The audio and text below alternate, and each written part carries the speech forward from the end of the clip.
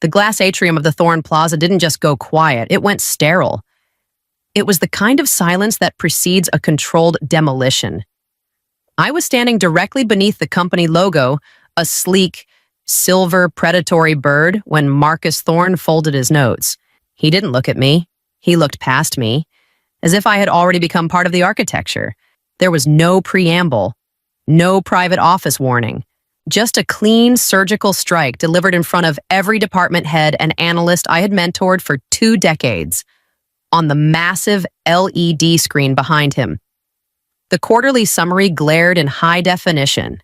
A $50 million deficit was rendered in a shade of red that looked uncomfortably like blood. Below the number, in neat corporate font, was my name, Marianne Crowley, VP of Operations. The implication didn't just land, it cratered. I felt the air displacement before I heard the footsteps. HR moved in on my left. A silent shadow. Security tightened the perimeter on my right. They weren't there to protect the building. They were there to escort a ghost. Marcus finally met my eyes. He didn't raise his voice. Marcus Thorn was a man who used silence as a whetstone. He smiled. The same practiced predatory curve of the lips he used for hostile takeovers. "Marianne, your legacy here is settled," he said, his voice carrying effortlessly through the atrium. "In fact, I think I'll hang your portrait in this very hallway. A permanent reminder to the firm of what happens when we let sentimentality mask incompetence. The humiliation was a physical weight. I felt the collective gaze of 200 people turn into a wall of glass. I was 46 years old. I had given this company my youth, my marriage, and my eyesight. In 60 seconds, they had reduced it all to a cautionary tale. I didn't beg. I didn't defend the numbers I knew he had doctored. To speak would be to give him the satisfaction of a struggle. Instead, I nodded a single, sharp tilt of the chin and turned toward the exit. The badge reader didn't even try to process my ID. It flashed a defiant, jagged red, access denied. That's when the haptic buzz of my phone vibrated against my thigh. It wasn't a notification. It was a warning. I pulled the device from my pocket as the security guard tapped his own master key to let me out of my own building. An unknown number, 1 line of text, urgent. A civil arrest warrant for evidence tampering was signed 10 minutes ago. CPD is being dispatched to your home address. Do not go back. The heavy glass doors swung open. The humid Chicago heat hit me like a blow to the chest, a violent contrast to the air-conditioned tomb I had just left. Behind me, I heard the muffled sound of a PowerPoint transition. Someone laughed at a joke Marcus made. The machinery of the Thorn Group didn't even stutter. I stood on the sidewalk of Michigan Avenue, the sun glinting off the black SUV parked illegally at the curb. Losing my career was the distraction. The warrant was the execution. If they were moving this fast to erase me, it wasn't because I had failed. It was because I was the only one left who knew how the engine actually worked, and I still had the keys in my pocket. The badge reader didn't just reject me, it mocked me. That jagged red blink was the heartbeat of a system that had already forgotten my name. The security guard, a man whose wedding I had contributed to 3 years ago, wouldn't meet my eyes. His hand hovered over his radio, a silent threat. I was no longer a vice president. I was a breach in the perimeter. Before I even reached the elevator, my phone shuddered in my palm. Email access terminated, cloud credentials revoked, remote wipe initiated. The screen flickered, then died. When it flickered back to life, it was a blank, glowing slab of glass. 20 years of architecture, strategy, and late-night breakthroughs had been reduced to a factory reset in the time it took me to exhale. In the parking garage, the silence was heavy. I tossed the company laptop into the trunk. It was dead weight now. A gray plastic tombstone for a career that had ended 10 minutes ago. The drive home was a blur of Chicago gray. I kept my hands at 10 and 2, my breathing shallow, watching the rearview mirror. When I turned onto my street, the air in the car turned cold. A black SUV sat idling across from my driveway. No plates, dark tint. The engine emitted a low, predatory hum that vibrated in my teeth. A new notification bypassed my Do Not Disturb setting. A ghost message. Bring back what you took. Marianne, before the warrant finds you. No name. No return number. I looked at my house, the one paid for by Thorn Group bonuses. It looked like a trap. The porch light was off. The windows dark. If I stepped inside, I was giving them a stationary target. The SUV's headlights flicked to high beams for a split second. A predatory wink.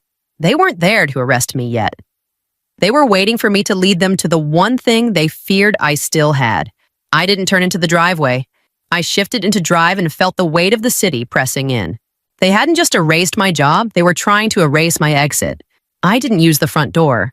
I slipped through the garage, moving by muscle memory in the dark. Behind a stack of old paint cans, I peeled the duct tape from the back of a shelf. The hard drive felt cold. A jagged piece of my past I'd tried to bury. I opened my personal laptop, one Marcus's IT goons had never touched. The drive spun up with a low, vintage whine. The folder was labeled Project Athena. 10 years ago, the board had called it over-engineered and obsessive. They'd officially killed the project, or so they told me. But as I scrolled through the encrypted audit trails, the truth hit me like a physical blow. They hadn't killed Athena. They had cannibalized her. My code, the core kernel I'd written in this very garage, was now the nervous system of Thorn Group's entire logistics empire. It handled every shipment, every contract, every dollar. And then I saw the line of code that made my blood turn to ice license _ status conditional. Valid only during author _ employment, the moment Marcus fired me. He hadn't just cleared his staff. He had accidentally revoked the operating license for his entire company. By law, the Thorn Group was now running on stolen property. A chat window snapped open on my screen. No username, just a blinking cursor. You finally looked at the foundation. Marianne. My heart hammered. I typed back, "Who is this?" "A friend who likes to watch empires fall." Marcus assumed you were too loyal to ever check the fine print. He was wrong. My phone buzzed on the workbench, vibrating against the wood. A location pin, 1 mile away. No message. I slammed the laptop shut. I wasn't just a fired executive anymore. I was a ticking time bomb inside their mainframe. They weren't hunting me to recover data. They were hunting me to force a signature before the system realized its heart had stopped beating. I had 30 minutes before the warrant went live. It was time to stop hiding and start negotiating. The legal folder hit the desk with a thud that echoed like a closing cell door. My lawyer, Elias, didn't look up. He traced the ink with a silver pen, his face a mask of professional dread. "This signature is a masterpiece," he whispered. "The slant, the pressure, it's almost you." Almost. I leaned in. The IP transfer appendix looked perfect, except for one microscopic flaw. The date, I realized. My voice cold? I was in London that day. 12 people can testify to it. "It's not just the date, Marianne." Elias tapped a specific clause. "This document only transfers derivative works. It doesn't touch your core kernel." He left a hole in the contract on purpose. The realization hit me like a physical blow. Marcus hadn't been sloppy. He'd been baiting a trap. He didn't want my silence, I said, the pieces clicking into place.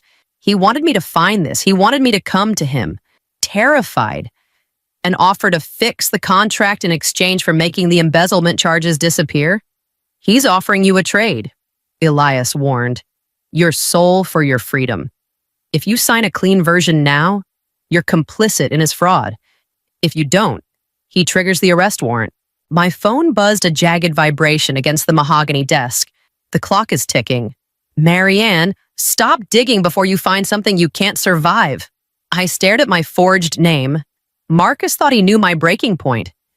He thought 20 years of corporate conditioning had turned me into a coward who would choose safety over the truth. "He thinks I'm negotiating," I said, standing up. My chair screeched against the floor, a war cry in a room full of whispers. "He's wrong. I'm not looking for a deal. I'm looking for a detonator." Elias looked at me, a flicker of genuine fear in his eyes. "Then you'd better move, because he isn't playing for your job anymore. He's playing for your life. Outside, the same black SUV was waiting at the corner. The hunt had evolved. The headline hit my screen before I could even hail a cab. VP Crowley under investigation for data theft. There were no facts. Just a pixelated photo of me and a series of anonymous sources. Within minutes, the system Marcus built began to swallow me whole. My banking app froze under review. My credit cards declined fraud alert. He wasn't just firing me, he was deleting my ability to exist in a capitalist society. I dropped my compromised phone into a trash can and bought a burner in a crowded pharmacy. Every person I passed felt like a witness. Every siren felt like it was for me. I checked into a motel that smelled of bleach and desperation. The moment the burner phone caught a signal, a text from my old protege appeared. Marianne, the firm just issued a memo. Anyone caught talking to you is terminated immediately. They're saying you're dangerous. I typed back, do you believe them? The 3 dots of a reply pulsed, then vanished. The silence was the loudest thing in the room. The burner phone rang. No ID. A voice, smooth as silk and cold as a Chicago winter, filled my ear. This doesn't have to be your life. Marianne, the bank account, the reputation, it all comes back with one signature. Just return what you stole tonight. I didn't steal anything. I whispered, my voice echoing off the stained walls. I'm just taking back my property. Property is a legal fiction, the voice countered. Reality is what we say it is, and right now, you're a ghost. The line went dead. I didn't sleep.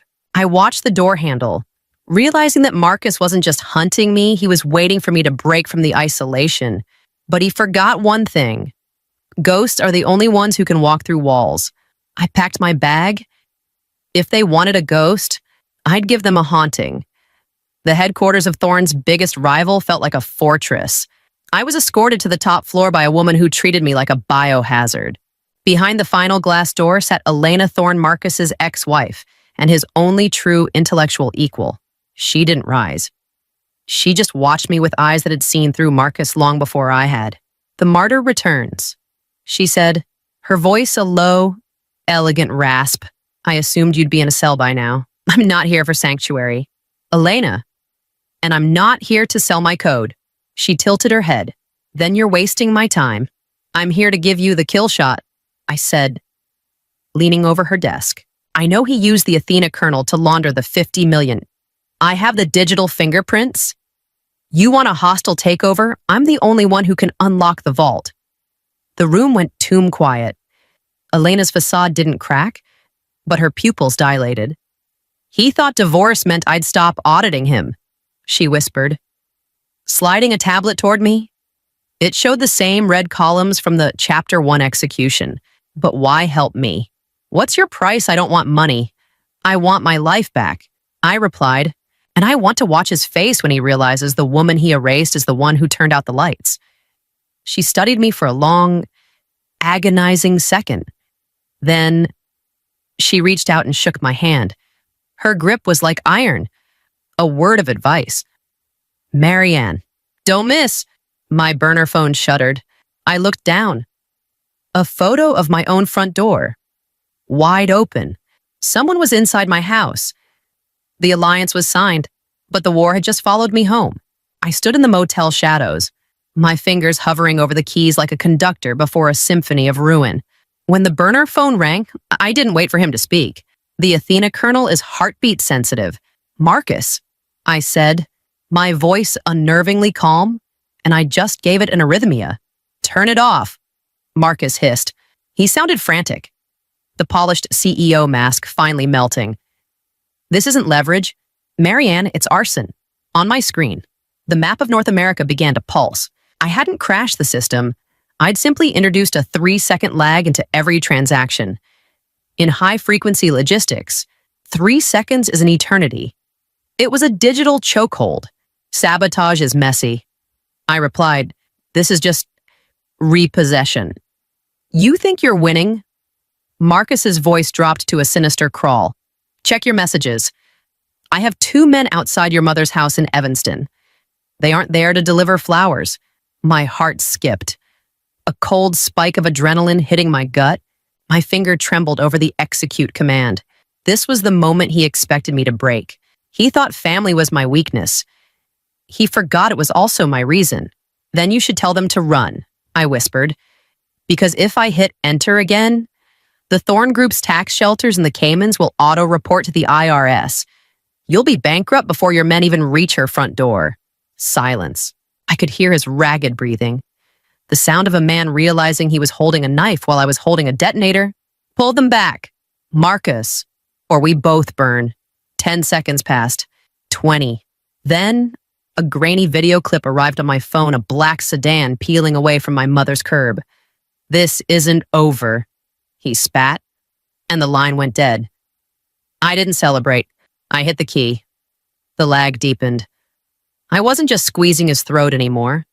I was draining the blood from his veins. The Thorn Plaza press room was a sea of flashbulbs and predatory silence. Marcus stood at the podium, his tailored suit a fragile armor against the rumors of system failure. Our infrastructure is secure. He lied, his voice echoing through the atrium. The recent glitches are the work of a disgruntled former employee, a woman who has clearly lost her grip on reality. I stepped from behind the velvet curtain. The room gasped. I didn't look like a woman who had lost her grip. I looked like the one who had finally found the handle. If I'm a ghost, Marcus, I said, walking toward him as 100 cameras pivoted like sunflowers. Then let's talk about what haunts your servers. He reached for his security radio, but I was faster. I didn't play a digital file. I placed an old-fashioned analog cassette recorder on the podium. Magnetic tape doesn't leave metadata. It can't be hacked. And it certainly can't be erased by a remote wipe. I hit play. Marcus's voice, cold and clinical, filled the hall. We'll pin the 50 million deficit on Crowley. She's loyal enough to take the hit. And by the time she figures out the IP transfers were forged, she'll be in a jumpsuit. Frame her first. The truth won't matter once she's discredited. The silence that followed was deafening. Marcus's face turned the color of ash. That's a deep fake. He barked, his eyes darting toward the exits. AI-generated propaganda. I held up a tablet showing the live forensic validation from Elena's firm. Actually, Marcus, this is the Athena kernel's own integrity check. It verified your vocal frequency in real time. You spent 10 years telling the board the system was infallible. Are you calling it a liar now?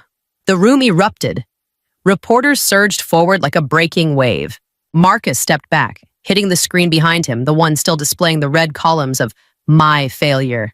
I leaned in, my voice a whisper beneath the roar. You said you'd hang my photo in this hallway, Marcus, but I think they'll need the space for your indictment instead. He looked at his phone.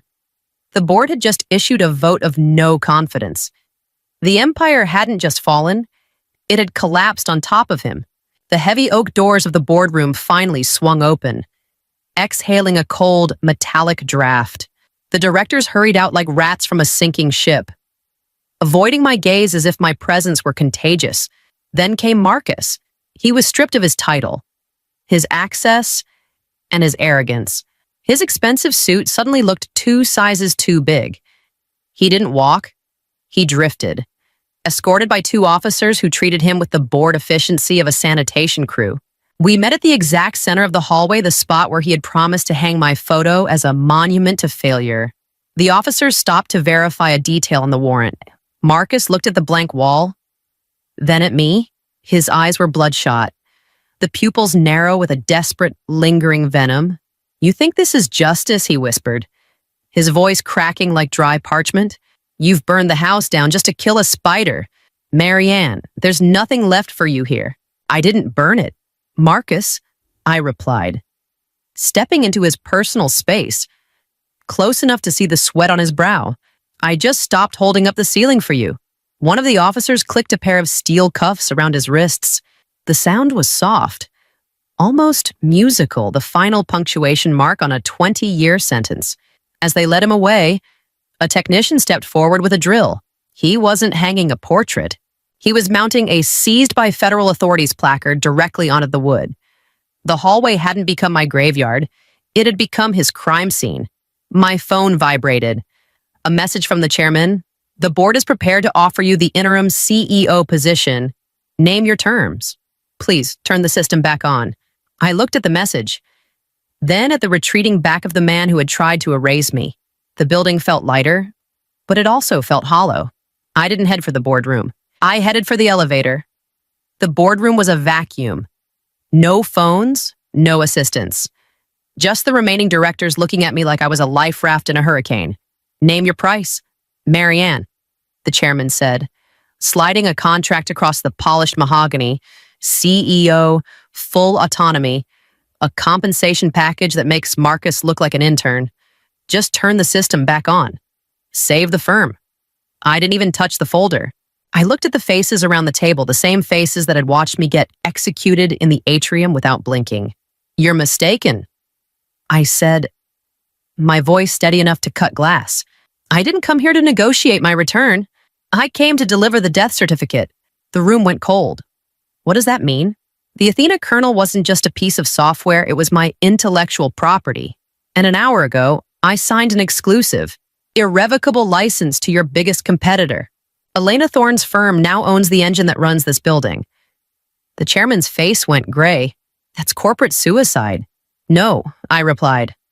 Standing up and smoothing my jacket, it's a market correction. You spent 20 years treating loyalty like a commodity you could buy and sell. You forgot that some things, once broken, stay broken. I walked to the door. No one moved. No one spoke. The power in the room had shifted so completely that the air felt thin. I stepped out of the Thorne Plaza for the last time. I didn't look back at the glass tower. I pulled the burner phone from my pocket and hit format. Here's the truth they don't teach you in business school. If a system only values you when you become a threat to it. You were never an employee. You were a hostage. I'm no longer in the building. I'm the one who walked away while it was still standing. The LED on the badge reader didn't just turn red, it died. A flat, hollow click echoed in the silent corridor, signaling that my clearance 24 years of sweat and strategy had been revoked in a millisecond. Julian, the CEO's son, didn't look up from his iPad. At 28, he possessed the unearned confidence of a man who had never been told no. Effective immediately.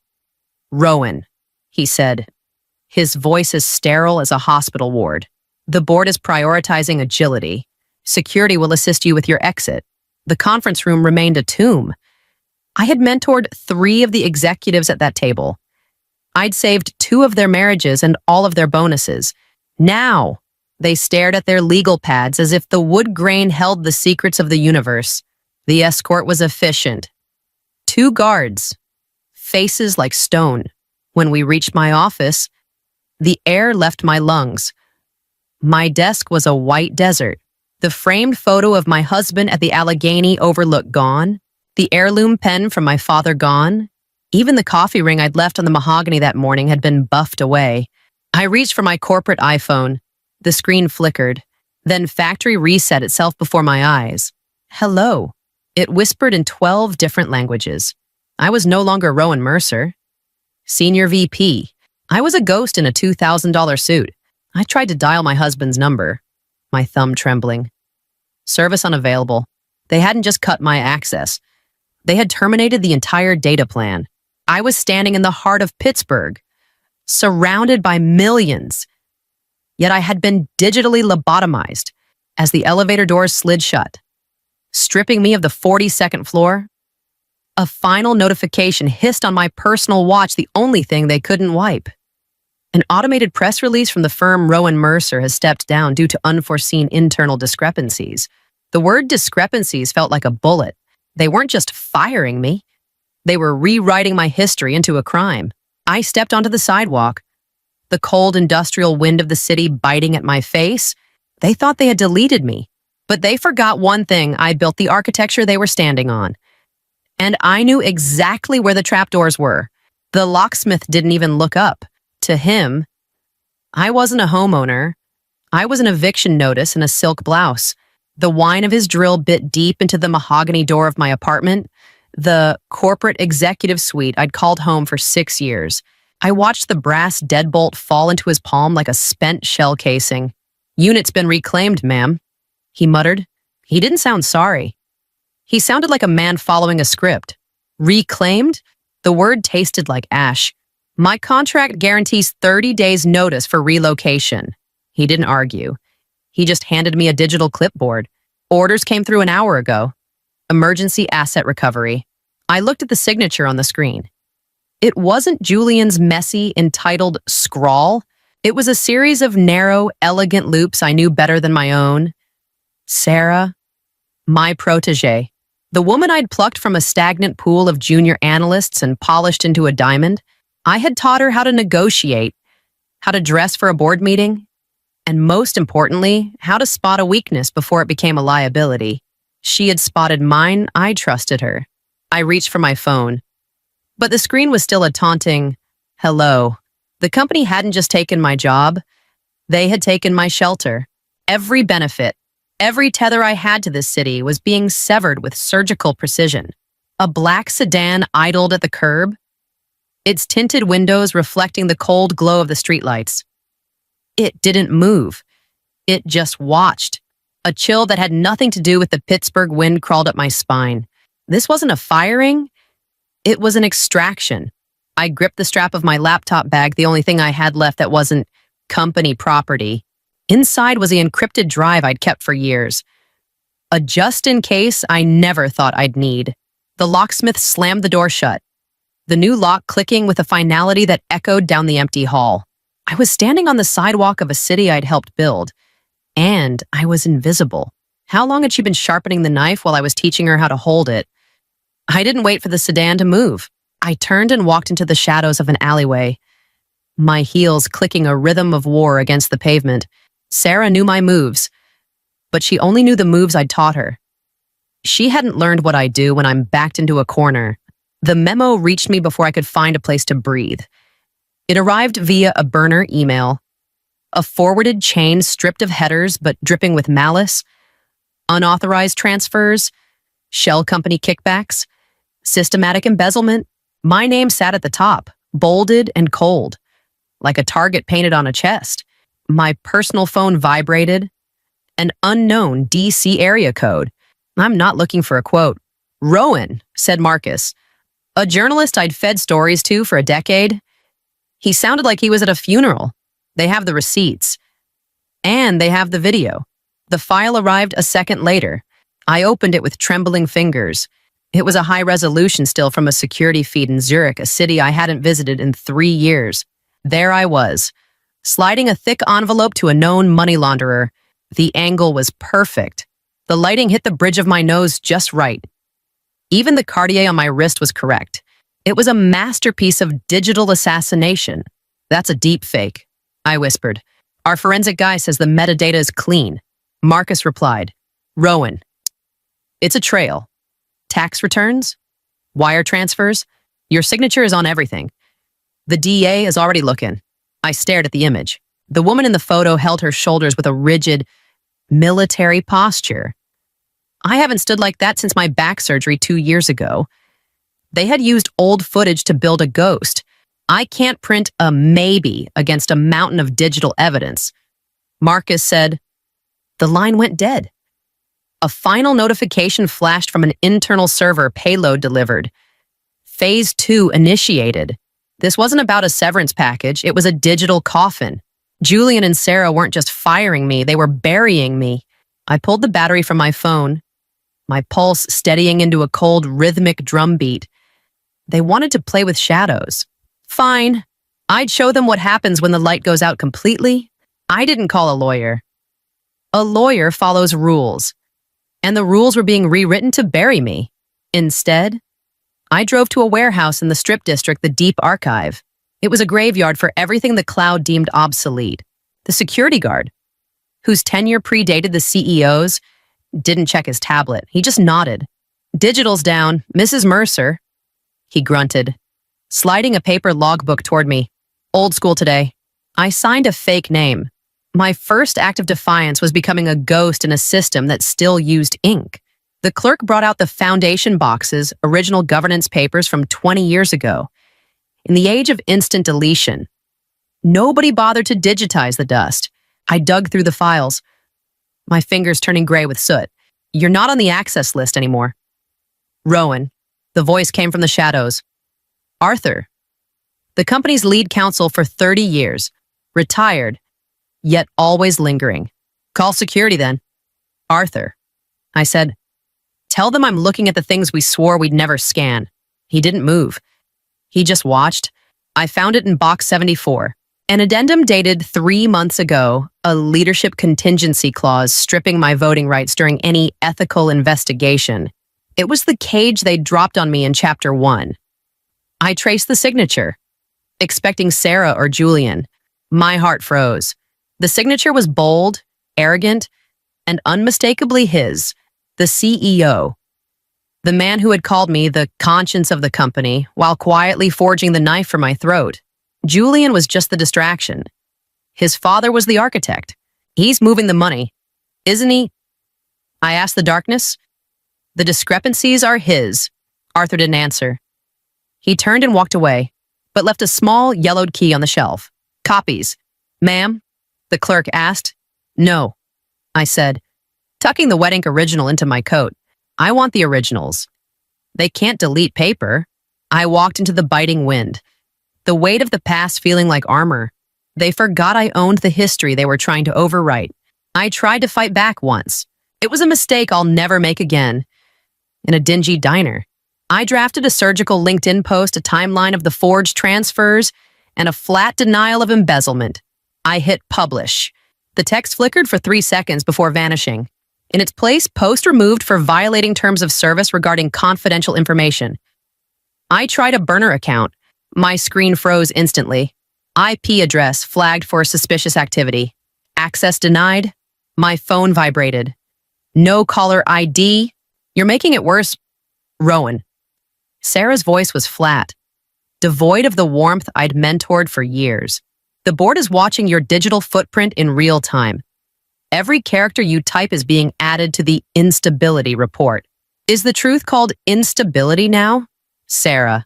It's a breach of your NDA, she replied. Stop trying to be a martyr. They'll take your pension next. Go home, Rowan, if you still have one. The line went dead. Outside, a black SUV sat idling. Its exhaust a white plume in the Pittsburgh air. A predator in plain sight. They weren't hiding, they were marketing their presence. Containment doesn't require handcuffs. It requires the slow removal of options until surrender is the only thing left. A new email arrived on my tablet, compulsory compliance reminder. It was a death warrant for my reputation, painting me as a legacy employee suffering a nervous breakdown. I realized then that direct confrontation was a trap. Every word I spoke was data for them to twist. Every move showed them where my allies hid. I closed the laptop and looked at the SUV. I didn't look angry. I didn't look scared. I just looked away. If they wanted to watch Rowan Mercer, the disgraced executive, I would give them a ghost. While they monitored my instability, they would miss the silent triggers I was about to wake up. I walked out the back exit, through the kitchen, and into the rain. Let them watch the front door. I was done playing a game they owned. I stopped screaming. The silence I cultivated wasn't a white flag, it was a vacuum. I left my company-monitored phone on a park bench and watched from a distance as a man in a gray suit snatched it up 3 minutes later. Let them believe the unstable narrative they'd crafted. Silence does something cruel to people hiding secrets. It makes them noisy. I spent the night in a library basement, logged into an air-gapped terminal. Years ago, I had insisted on Protocol 48. The board called it a Cold War relic. But I'd buried it deep in the server kernel anyway. The rule was simple. If a Tier 1 executive's credentials were revoked without a biometric handover, the system assumed a hostile takeover. It didn't lock the doors. It triggered a compliance echo. I watched the screen as the timer hit 0. Encrypted pings flew out not to Julian or Sarah, but to external auditors, the SEC and insurance underwriters. The message wasn't about my firing. It was governance discrepancy detected. Immediate independent audit required. My laptop chirped with a system log Sarah didn't know existed. Log 0412. Manual override attempted by J. Vance. Log 0413. Override failed. System integrity locked. Log 0415. Emergency board meeting summoned by automated protocol. Julian was panicking. He tried to delete the evidence of his father's money laundering, but the echo had already frozen the records. By firing me so violently, they had pulled the pin on a grenade I'd planted a decade ago. The black SUV was still patrolling my old neighborhood, looking for a broken woman. They were looking for a person. They should have been looking for a process. I closed the terminal. The trap was no longer mine to manage. The system was now the predator. They thought removing me ended the story. They didn't realize I wasn't just a character. I was the ink. And I was starting to run. The CEO's assistant called me at 3 a.m. Her voice was brittle, a glass wall ready to shatter. "Mr. Vance is prepared to make a concession. Rowan," she said, a formal apology. "Julian will be stepping down to pursue other interests. We'll restore your pension. You can walk away with your dignity intact." A controlled burn. He was sacrificing his own son to stop the fire from reaching his office. "Put him on," I said. The line clicked. Silence followed the heavy, expensive silence of a man who owned the city. "It's over, Rowan," Vance said. "You got your pound of flesh. Julian is out. Take the win." "I don't care about Julian," I replied. My voice as cold as the steel of the Monongahela bridges. "Julian is a symptom. You are the disease. Careful," he hissed. "I built this company, and I built the vault where you hide the bodies." I sent a single file to his private terminal. "Check the 2006 merger audits, the ones we lost in the server migration." I didn't lose them. "Arthur, I archived them." The silence on the other end turned suffocating. I could almost hear his heart rate spiking through the fiber optic cables. 20 years ago, he hadn't just moved money. He'd erased a competitor using methods that would put him in a federal cell today. "What do you want?" he finally asked. The arrogance was gone, replaced by the raw, jagged edge of a trapped animal. "I don't want your son's head on a platter," I said. "And I don't want my old job back. I want you to look at the calendar invite I just sent. An emergency board meeting, 8 o'clock a.m. "I'll block it," he snarled. "You can't. The compliance echo I triggered in Chapter 6 has already notified the SEC. The only way to stop the full disclosure is for you to walk into that room and tell the board that I am the only one who can fix the discrepancies you created." I hung up before he could respond. Power isn't about sitting in the big chair. It's about being the only person who knows how to keep the chair from collapsing. Vance thought he was the hunter. He was about to find out he was just the bait. I didn't knock. The biometric scanner at the boardroom door turned green, not because they'd restored my access, but because the system no longer recognized their authority to keep me out. The room was a portrait of panicked old men. Julian was gone. Sarah sat in the corner, her face a mask of pale terror. Vance sat at the head of the table, staring at a screen that was hemorrhaging red text. "The meeting is closed. Rowan," Vance said, though his voice lacked its usual iron.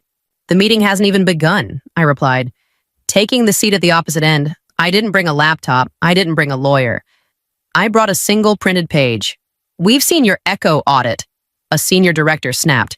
"We'll fight it in court for a decade." "You don't have a decade. You have 90 seconds.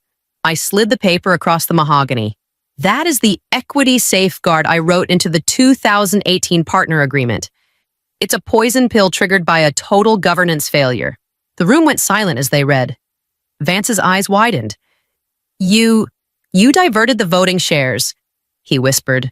"I didn't divert them," I corrected. "The system did. Because you fired the only person authorized to verify the compliance of the offshore accounts. The bylaws triggered an automatic transfer of 15% of the voting power to a third-party escrow. My escrow. This is theft." Someone shouted. "No," I said, leaning forward. "This is engineering. You tried to erase me, but you forgot that I am the logic gate this entire company passes through. As of 1 minute ago, you don't have a quorum. You can't fire me. You can't sue me. And you certainly can't outvote me." Vance looked at the clock. The 90 seconds were up. The screen behind him turned black, then displayed a single, golden logo Mercer Governance Group. "You're not here for your job," Sarah whispered from the corner. finally understanding. I'm here for the truth. I said, either we open the books and clean out the rot together, or I let the echo finish what it started and watch this building turn into a parking lot by Friday. I stood up. I didn't wait for a vote.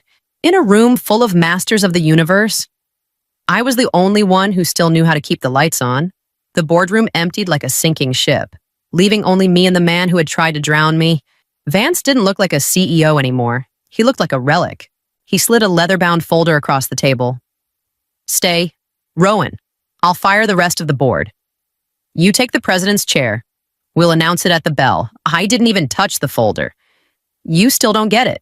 Arthur, you think the chair's the prize? You think power is a title on a glass door. It's a $20 million salary, he countered, his voice desperate. It's your name on the building. My name was on the building when you tried to erase me, I said, walking toward the floor-to-ceiling window overlooking the Pittsburgh skyline. I don't want the target on my back anymore. I've spent 24 years defending your throne. I'm tired of being the shield. Then what was this for? He gestured wildly at the screen still glowing with my governance logo. The audits? The voting shares? You won. What do you want? I want the architecture, I said, turning to face him. I'm keeping my voting block in the escrow. I'm keeping my compliance echo active. You'll stay in that chair. You'll take the heat for the losses. You'll answer to the press. And you'll smile for the shareholders. I leaned over the table, my shadow falling across his face. But every decision you make, every contract you sign, every hire you authorize, it passes through my server first. You get the crown, Arthur. I get the veto.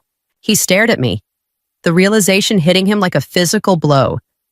I wasn't his replacement. I was his ghost.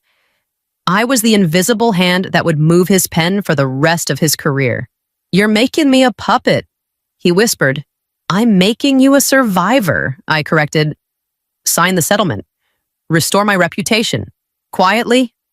He signed. His hand shook just enough for me to see. I took my copy of the document and walked toward the door.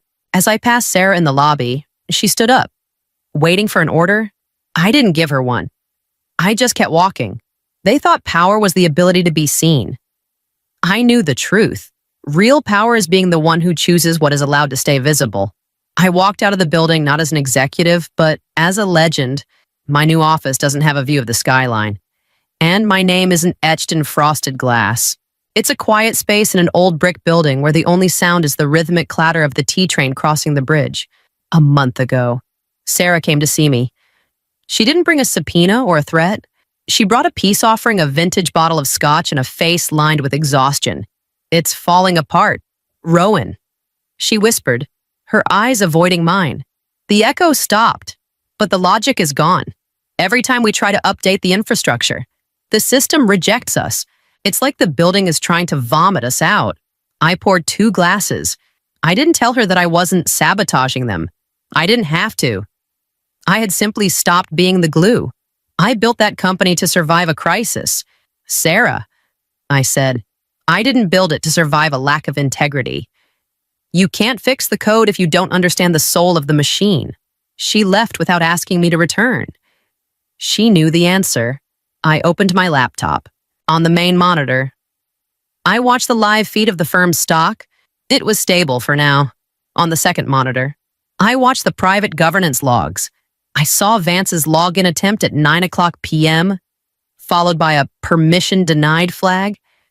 He was trying to bypass the veto I'd set in Chapter 9. He failed. They thought they had erased me in that first hour. They thought that by deleting my files and changing my locks, they could delete my influence. They forgot that a building is more than its facade. They forgot that if you remove the foundation, the marble floors don't matter. I am 52 years old. I have no title, no corporate badge, and no seat at the table. And yet, I have never been more powerful. I don't own the company. I own the way it breathes. I closed the laptop and stepped out onto the balcony. The Pittsburgh air cool and smelling of rain. The city lights flickered below a sprawling, complex network of systems. They removed my name from the masthead, but I am written into every line of their history. They can rewrite the story all they want. I am the one who holds the pen. The last thing I felt from my husband was the warmth of his thumb brushing my cheek. Stay close, Evan whispered, his voice vibrating with that effortless CEO charisma. He adjusted his cufflinks, flashing the watch I'd bought him for our 5th anniversary. I can't do this without you. Sophia. I believed him. I always did. I stayed in the wings of the Denver auditorium, a shadow supporting the sun.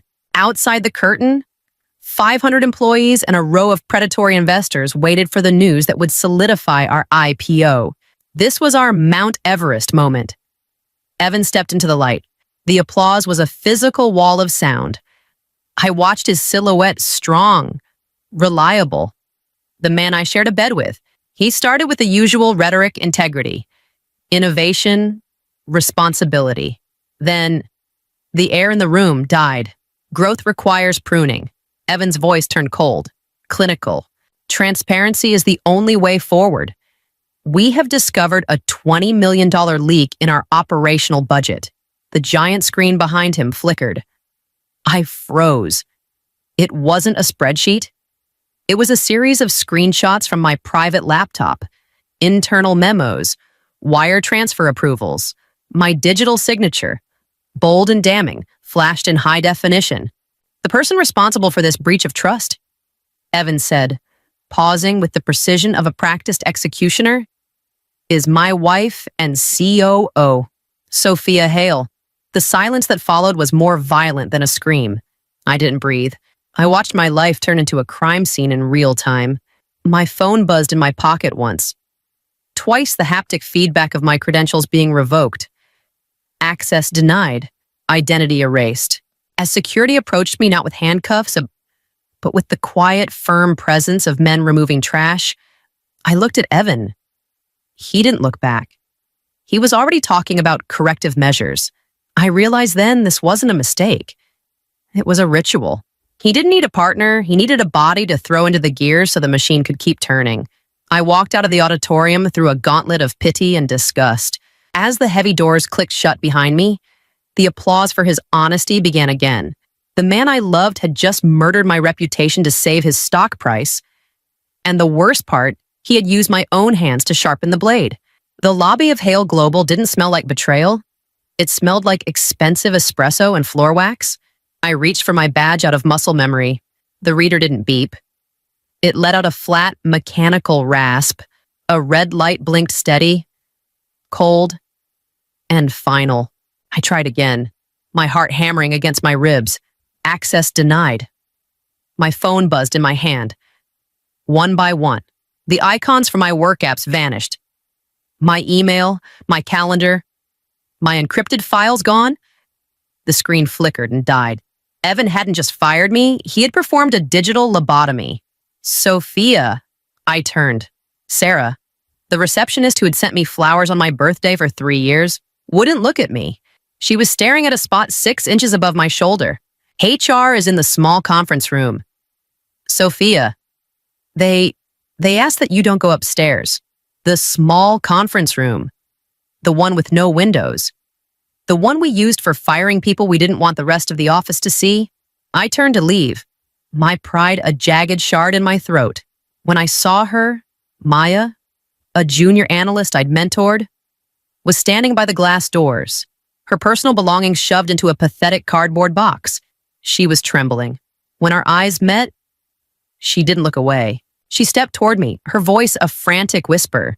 They cut me because I flagged the logs.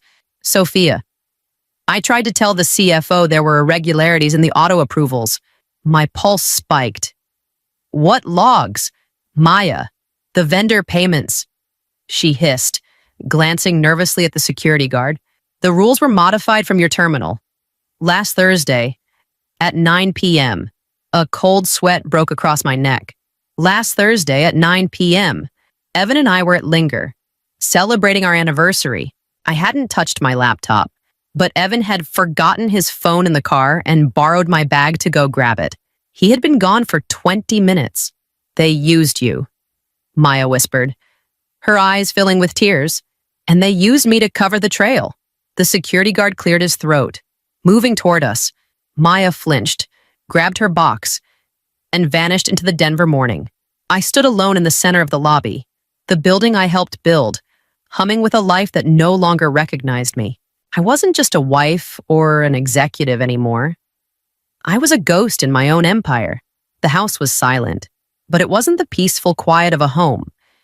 It was the clinical silence of a funeral parlor. Evan was in the kitchen, casually decanting a Bordeaux as if he hadn't just incinerated my soul on a jumbotron. He had already poured 2 glasses, one for him, one for the ghost he expected me to be.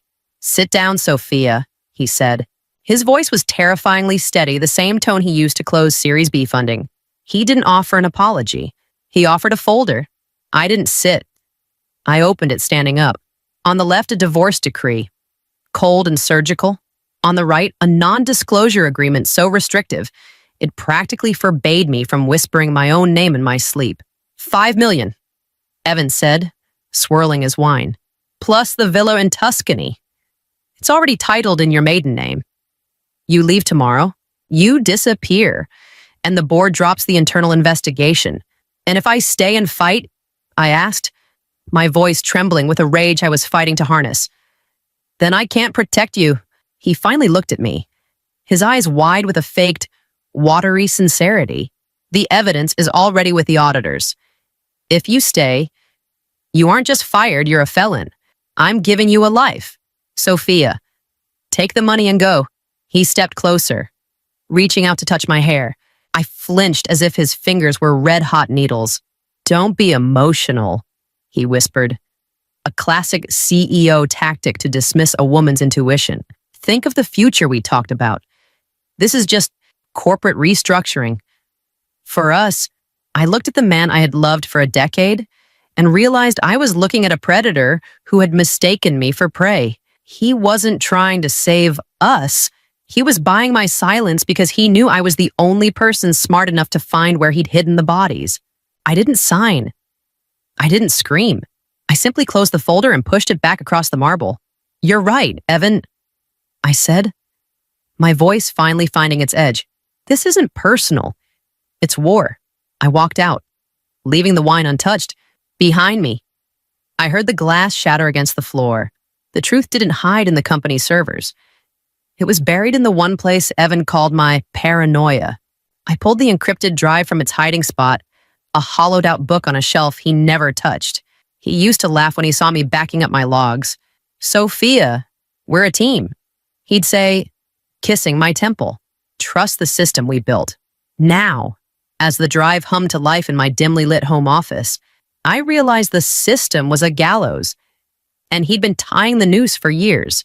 I bypassed the surface files and dove into the raw metadata. The smart contracts were a bloodbath of digital forgery. My signature was everywhere authorizing offshore shell companies, bypassing procurement limits, rerouting the Series C funding. I cross-referenced a timestamp October 14th, 11:34 p.m. I remembered that night. We were at a cabin in Aspen, no cell service, just a fireplace and a bottle of scotch. My laptop was in his bag. I'd fallen asleep in his arms, feeling safe while I slept. My signature had moved $4 million to a Cayman account. Another entry, my birthday, while I was blowing out candles. I was approving a fraudulent vendor contract. It wasn't just a frame-up. It was a masterpiece. He hadn't reacted to a mistake. He had engineered an entire alternate history where I was a greedy, calculating thief. The logic changes went back 24 months incremental, quiet, and perfectly legal on paper. A sudden chill crawled up my spine. The cursor on my screen began to move. I wasn't alone in the file. A chat window popped up on my desktop. No username, just a single line of text that turned my blood to ice. Some ghosts are better left buried. Sophia, go to Tuscany while you still can. My webcam light flickered on a tiny, judgmental green eye. He was watching me. Right now. I slammed the laptop shut and ripped the drive out. My heart wasn't racing. It was hardening into a diamond. He thought he'd built a trap. He forgot that I was the one who wrote the code. Arthur Bell didn't offer me coffee, and he certainly didn't offer me sympathy. His office, overlooking Civic Center Park, smelled of old leather and expensive cynicism. He didn't read the files I gave him. He dissected them with a silver letter opener, his eyes tracking lines of code like a predator scenting blood. "You're not here because you're innocent, Sophia," he said, finally looking up. His eyes were the color of a winter sky. "In this town, innocence is just a lack of evidence. You're here because you want to survive the collision." "I have the logs," I countered, my voice tight. "The timestamps prove I couldn't have signed those transfers." Arthur let out a dry, rattling laugh. "In a courtroom, your logs are just files on a drive you controlled. A jury won't see a frame-up. They'll see a COO who was smart enough to build herself an alibi. If you fight the theft, you'll lose. The signatures are yours. The law doesn't care about your heart, it cares about your encryption key." The room felt suddenly cold. Then what am I supposed to do? Sit back and let him send me to prison? Arthur leaned forward, the shadow of a smile playing on his lips. "You don't fight the crime, Sophia.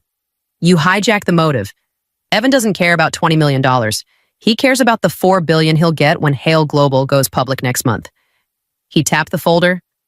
"The SEC hates a mystery. You don't need to prove you're a saint. You just need to make the theft loud enough, messy enough, and unexplainable enough that the IPO becomes radioactive. You aren't a defendant anymore. You're a structural flaw." I saw it then. The shift from defense to leverage. I didn't need to clear my name. I needed to threaten his empire. "He'll come for you," Arthur warned. "Not as a husband, but as a cornered animal. Let him," I said, my voice finally finding its steel. As I hit the sidewalk, my phone buzzed. A calendar invite from Evan's private assistant flashed on the screen. Subject: coffee, 8 a.m. Let's fix this. The predator was starting to realize the trap had a hole in it.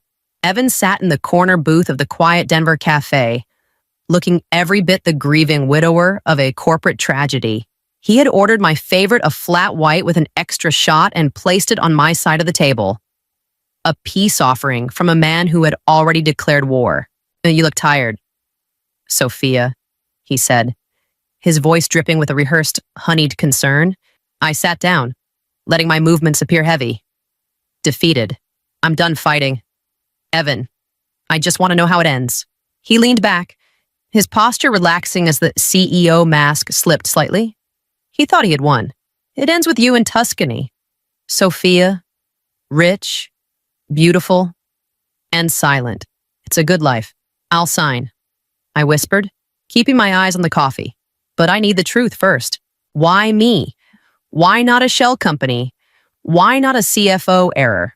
Evan smiled, and for the first time, I saw the vacuum where his heart should have been, because you were the only one with enough integrity to make the lie believable.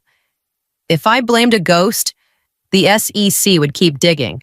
But you're the principled wife who made a tragic mistake. The story is so perfect, no one will ever look for a second chapter. So I was just an architectural necessity, I said, my voice flat. "You were the perfect sacrifice," he corrected gently, as if explaining a business strategy. "I knew you wouldn't make a scene. You hate messes. Sophia, I knew you'd take the quiet exit to protect what we built." I nodded slowly. Every word was being captured by the microscopic lens pinned to my lapel. Evan wasn't just admitting to a frame-up. He was admitting to a premeditated psychological hit. "You really thought you knew me," I said, standing up. He didn't notice the change in my tone. He was already checking his watch. "The documents will be at Arthur's office by noon. Don't be late." I walked out into the crisp Colorado air, the recording burning a hole in my pocket. Evan thought he had traded his wife for a $4 billion IPO. He had no idea he had just handed me the detonator. I didn't leak the recording to the tabloids. That would be messy. And as Evan so pointedly noted, I hate a mess. Instead, I sent it to the only people who feared the truth more than he did the lead underwriters of the IPO. Then, I opened my laptop and went to work. Deep within the core of Hale Global's operating system sat a dormant failsafe I'd nicknamed the Oversight Ghost. It was a high-level governance protocol I'd written years ago to freeze all assets in the event of a catastrophic audit failure. Evan had forgotten it existed. He always viewed code as a tool for profit. I viewed it as a tether for morality. I entered the 64-character override key. My heart didn't race. My fingers didn't tremble. I was simply executing a command. Execute global compliance freeze. With one keystroke, the empire went dark, across Denver. In the high-rise offices of Hale Global, every smart contract stalled. Every automated wire transfer hit a digital wall. The system was now in read-only mode. It wouldn't allow Evan or his sister, the CFO, to move a single cent or delete a single log until an independent third-party audit was completed. My phone disintegrated into a frenzy of notifications. The first call was from Claire, Evan's sister. She didn't lead with hello. She led with a scream. Sophia, what have you done? The system is locked. We have a $40 million margin call in 10 minutes. The protocol is doing exactly what it was designed to do. Claire, I said, my voice as cool as the mountain air. It's protecting the investors from internal operational failures. Isn't that what Evan told the world I was? Undo it now. I can't. I lied. Though it was a beautiful lie. The encryption is decentralized. Only a full forensic audit can unlock the vault now. I hung up. I didn't need to do anything else. The system I built was now a witness. And for the first time in 2 years, it was telling the truth without Evan's permission. The morning was supposed to belong to the opening bell. Instead, it belonged to the sirens. I stood across the street from Hale Global, a paper cup of coffee in my hand, watching the choreography of a collapse. Black SUVs swarmed the curb like sharks scenting a wound. Men in windbreakers marked FBI and SEC moved through the glass revolving doors. Inside, the celebration banners were still hanging. Mocking the panic below, I saw Evan through the lobby window. He was trying to use his CEO voice handout. Chest puffed until a federal agent spun him around. The click of the handcuffs was invisible from here, but I felt it in my marrow. He looked around wildly, his eyes searching the crowd. He wasn't looking for a lawyer. He was looking for the wife who was supposed to be his shield. I didn't stay to watch him be loaded into the car. I had an appointment in the parking garage. I found Claire, the CFO, near the service exit. She was frantic. Throwing a designer suitcase into the back of her Porsche, the oversight ghost protocol had locked her out of the offshore accounts, and she looked like a woman who had realized her parachute was just a backpack full of rocks. Going somewhere. Claire, I asked, stepping out from behind a concrete pillar. She jumped, her face pale and glistening with sweat. Sophia, get out of my way. I can fix this. I can tell them it was all Evan. Just let me pass. You spent 2 years helping him bury my name, I said, my voice steady as a heartbeat. You didn't just watch. You held the shovel. I'll give you half, she hissed, reaching for the car door. 10 million. Just move. I don't want your money. Claire, I want the logs. I pointed to the encrypted drive she was clutching. And so do the agents waiting at the end of the ramp. Her eyes went wide. She looked toward the exit just as the blue and red lights began to strobe against the garage walls. She collapsed against the car, the drive sliding from her fingers. The empire hadn't just fallen. It had been dismantled by the very hands that built its foundation. I walked away before they reached her, the sound of her crying echoing in the hollow concrete. The boardroom was a tomb of expensive mahogany and desperate men. The air was heavy with the scent of cold coffee and failure. Only half the chairs were occupied. The rest of the seats belonged to executives who were currently being questioned in separate rooms. As I walked in, the remaining directors straightened, their eyes tracking me with a mixture of reverence and terror. Sophia, the chairman began, his voice trembling with a forced, practiced warmth. Thank God you're here. The markets are in free fall. The lead underwriters are threatening to pull the plug entirely. I didn't sit. I stood at the head of the table Evan's seat and looked at them. These were the same people who had avoided my gaze a week ago when security escorted me out. We've had an emergency vote. A woman from the audit committee spoke up, sliding a leather-bound folder toward me. We want to appoint you interim CEO, effective immediately. full autonomy, a massive retention bonus. We'll even let you write the press release detailing your heroic return to fix Evan's mess. I looked at the contract. It was a gilded cage. They didn't want a leader, they wanted a mascot. They wanted my reputation to act as a bandage for their hemorrhaging stock price. You sat in this room while Evan blamed me for a $20 million oversight. I said, my voice echoing in the hollow room. You saw the logs I sent. You saw the truth. And yet, you waited until the FBI arrived to call me. We were following protocol. Sophia, the chairman stammered. Now, we're offering you the crown. I don't want a crown made of thorns, I replied, pushing the folder back. You're not asking me to lead. You're asking me to be the face of a lie so you can keep your bonuses. I'm not your savior, and I'm certainly not your sacrifice. If you walk out, someone hissed, this company dies. Then let it, I said, turning toward the door. Some things are too broken to be fixed. They need to be replaced. I walked out, leaving the most powerful people in Denver staring at an empty chair. For the first time in years, I didn't care about the stock price. I only cared about the air in my lungs. The divorce was finalized in a room that smelled of dust and old ink. Evan wasn't there. He was wearing a different kind of suit now, one provided by the state. His lawyer sat across from me, his eyes fixed on the floor, handing over the final documents like they were radioactive. I signed my name for the last time as Sophia Hale, with a single stroke of a pen. The legal tether snapped. The $5 million, the villa, the hush money. I'd rejected it all in favor of a smaller, cleaner settlement from the liquidation of my own shares. I didn't want his blood money. I wanted my soul back. I walked out into the Denver morning. The air was bitingly cold, the kind of cold that makes you feel alive. I stood in front of the glass tower that used to house our dreams. The Hale Global sign was being dismantled, the letters swinging precariously from a crane. It was a hollow shell, just like the man who built it. I pulled a photo from my pocket, the one from our wedding in Vail. We looked so happy, so invincible. I didn't feel anger looking at it. I felt a strange, distant pity for the woman in that dress who didn't know she was marrying her own executioner. I tore the photo into a dozen pieces and let the wind carry them toward the mountains. My phone buzzed. A news alert: Evan Hale sentenced to 12 years. I swiped it away.